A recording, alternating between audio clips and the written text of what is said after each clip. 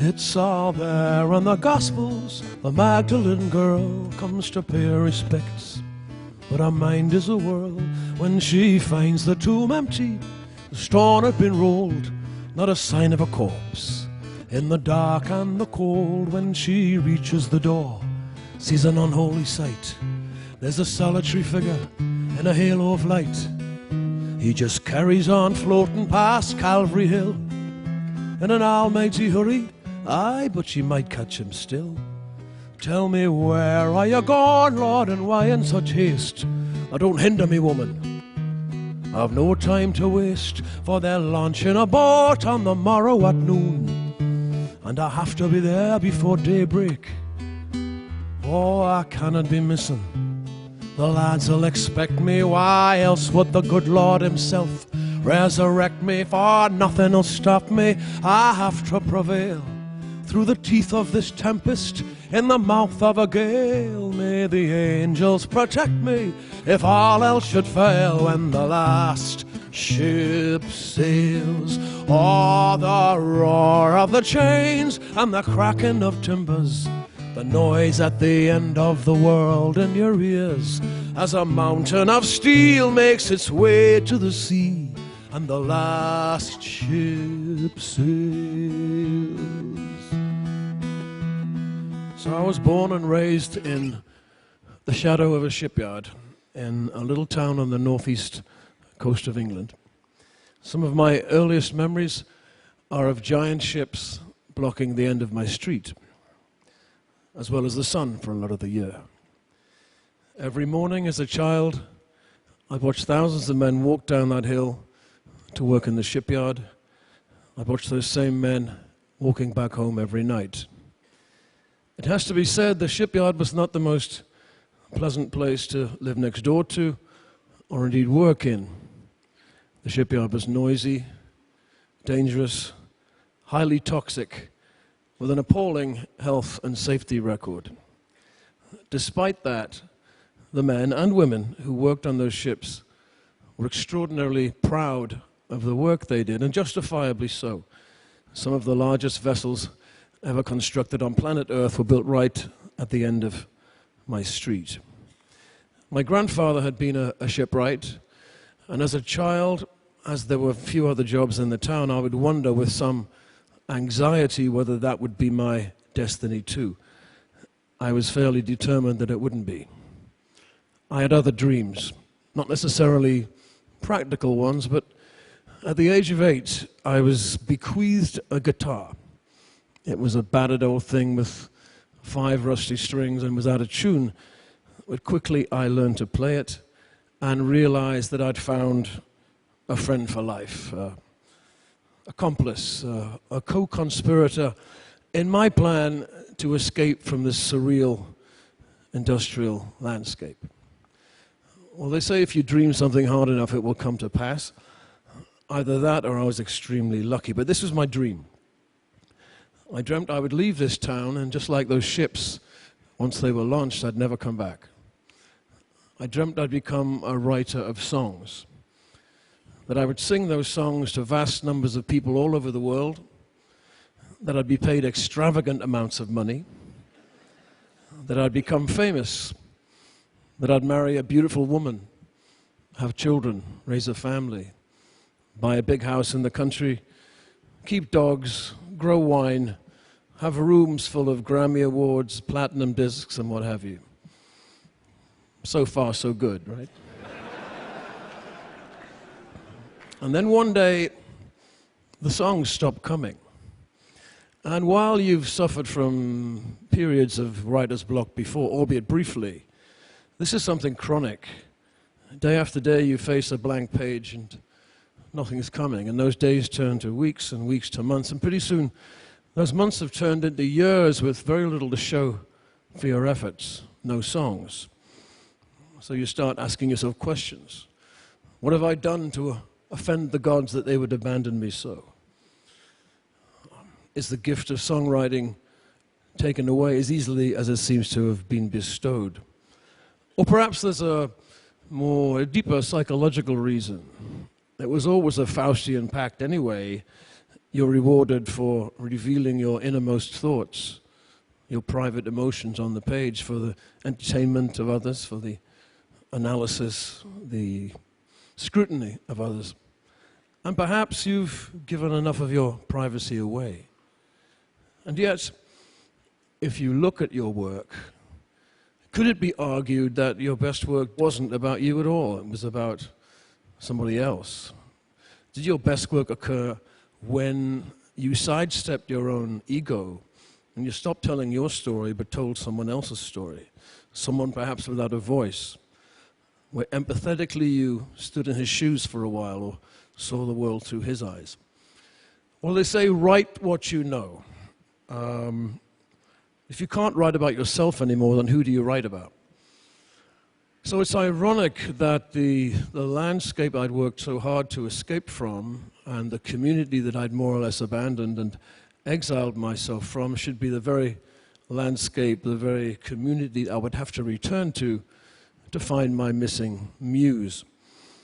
And as soon as I did that, as soon as I decided to honor the community I came from and tell their story, the songs started to come thick and fast. I've described it as a kind of projectile vomiting, a torrent of ideas, of characters, of voices, verses, couplets, entire songs almost formed whole, materialized in front of me, as if they'd been bottled up inside me for many, many years.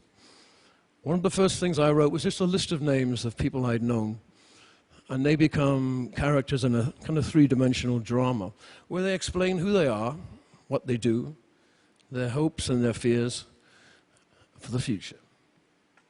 This is Jackie White. He's the foreman of the shipyard. My name is Jackie White, and I'm foreman of the yard, and you don't mess with Jackie on this quayside. I'm as hard as iron plate.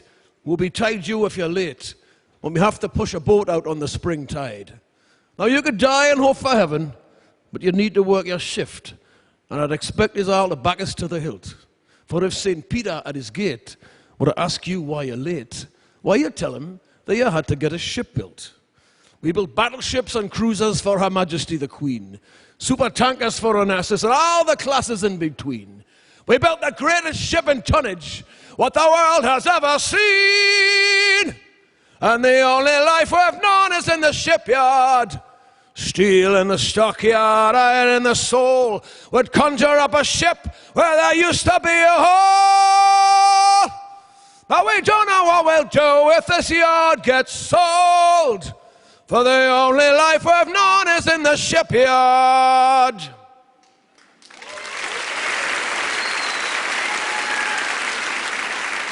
So, having decided to write about other people instead of myself, a further irony is that sometimes you reveal more about yourself than you'd ever intended.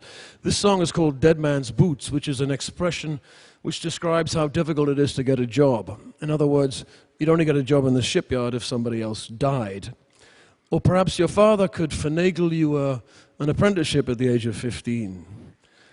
But sometimes a father's love can be misconstrued as controlling, and conversely, the scope of a son's ambition can seem like some pie-in-the-sky fantasy.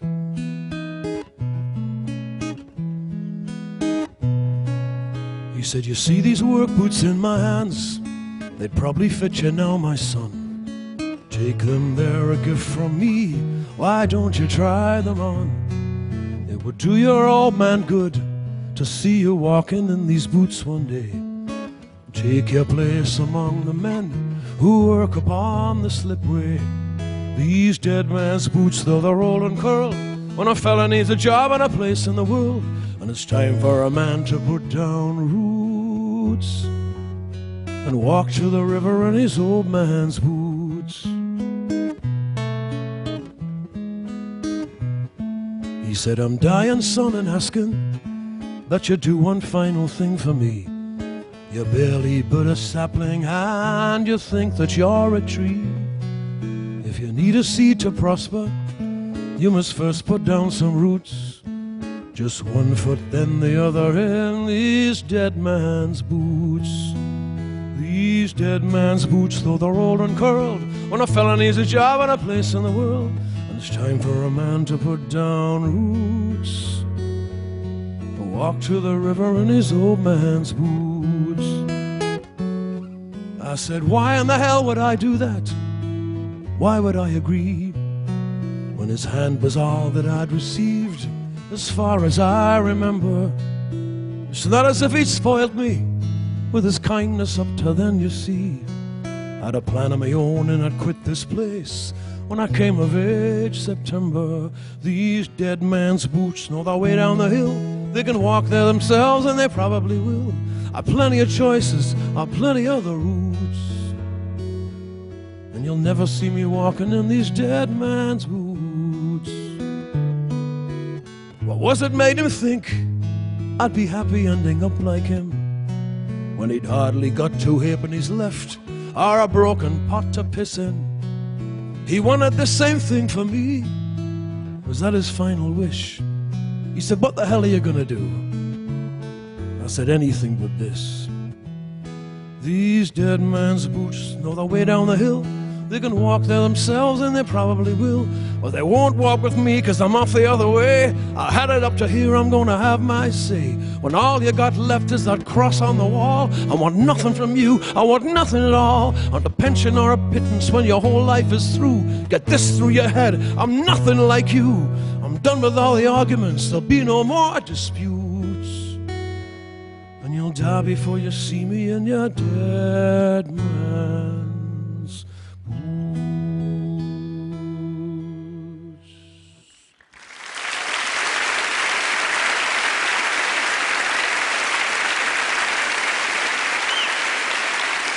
Thank you. So, whenever they'd launch a big ship, they would invite some dignitary up from London on the train to make a speech, break a bottle of champagne over the bows, launch it down the slipway into the river and out to sea. Occasionally, on a really important ship, they'd get a member of the royal family to come, Duke of Edinburgh, Princess Anne or somebody. Now you have to remember, it wasn't that long ago that the royal family in England were considered to have magical healing powers.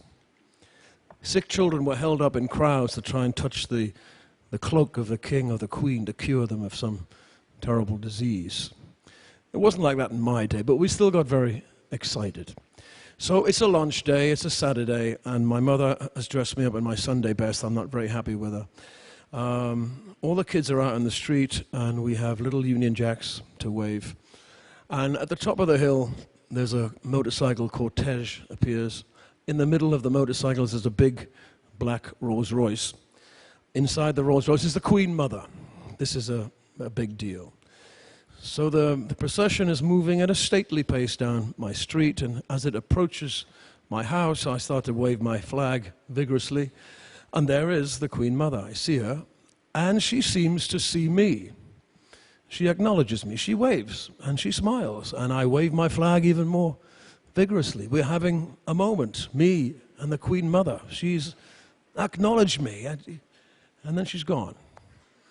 Well, I wasn't cured of anything. That was the opposite, actually. I was infected. I was infected with an idea. I don't belong in this street. I don't want to live in that house. I don't want to end up in that shipyard. I want to be in that car. I want a bigger life. I want a life beyond this town. I want a life that's out of the ordinary. You know, it's my right. It's my right as much as hers. So here I am at TED to, I suppose, to tell that story, you know. And I think it's appropriate that at TED to say the obvious, that there's a symbiotic and intrinsic link between storytelling and community, between community and art, between community and science and technology, between community and economics. It's my belief that abstract economic theory that denies the needs of community or denies the contribution that community makes to economy is short-sighted, cruel, and untenable. Thank you. The fact is, you know, whether you're a rock star or whether you're a welder in a shipyard or a tribesman in the upper Amazon or the Queen of England, at the end of the day, we're all in the same boat. Aye, the footmen are frantic in their indignation.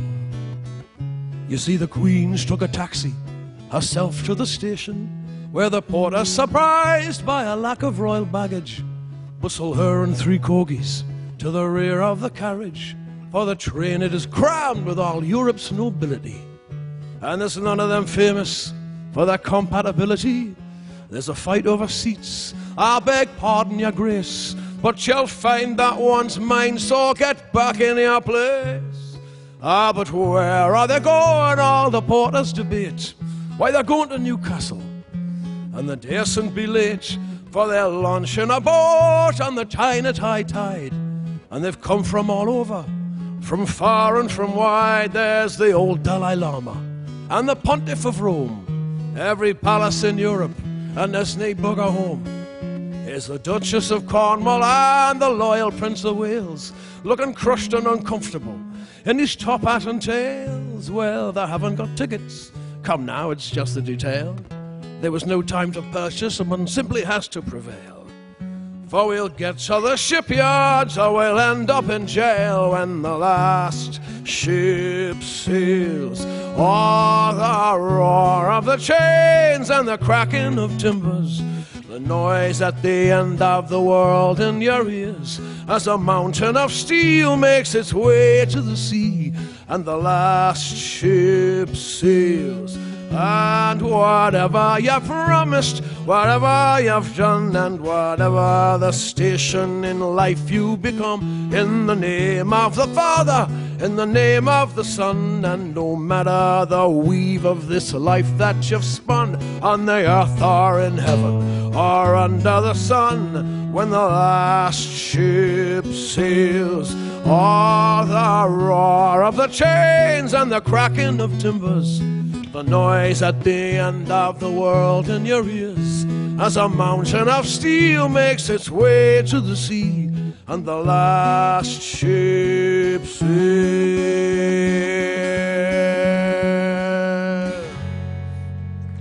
Thanks for listening to my story. Thank you.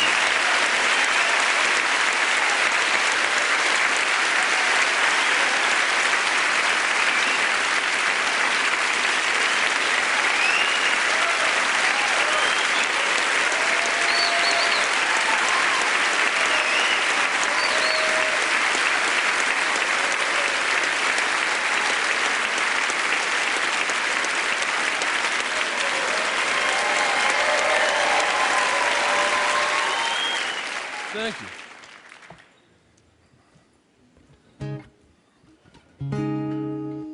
Okay, you have to join in if you know it.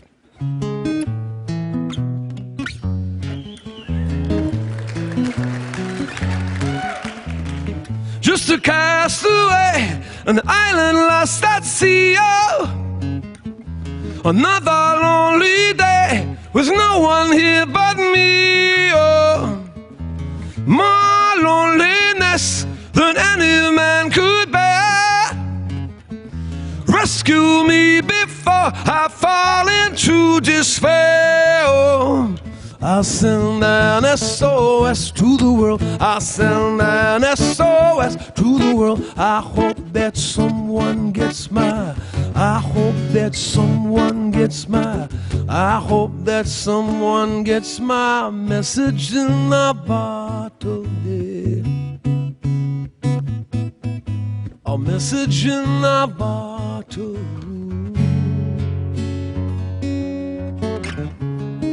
A year has passed since I wrote my note. I should have known this right from the start.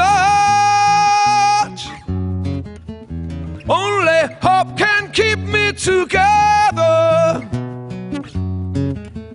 Love can mend your life, but love can break your heart. I'll send an SOS to the world. I'll send an SOS to the world. I hope that someone gets my, I hope that someone gets my, I hope that someone gets my message in a bottle. A message in a bottle. Message in a bottle. A message in a bottle. Walked out this morning, I don't believe what I saw. 100 billion bottles washed up on the shore. Seems I'm not alone in being alone. 100 billion cast away, looking for a home. I'll send an SOS to the world. I'll send an SOS to the world. I hope that someone gets mine. I hope that someone gets mine. I hope that someone gets my message in a bottle. A message in a bottle. A message in a bottle. A message in a bottle. So I'm going to ask you to sing after me, okay, the next part. It's very easy. Sing in unison. Here we go.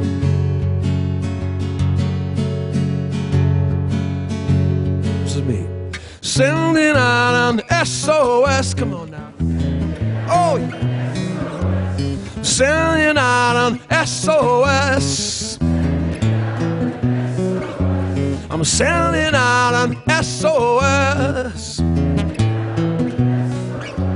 I'm sending out an SOS.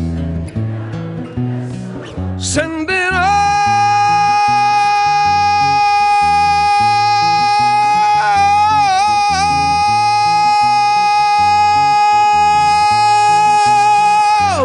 Sending out an SOS. Sending out an SOS. Sending out an SOS. Sending out an SOS.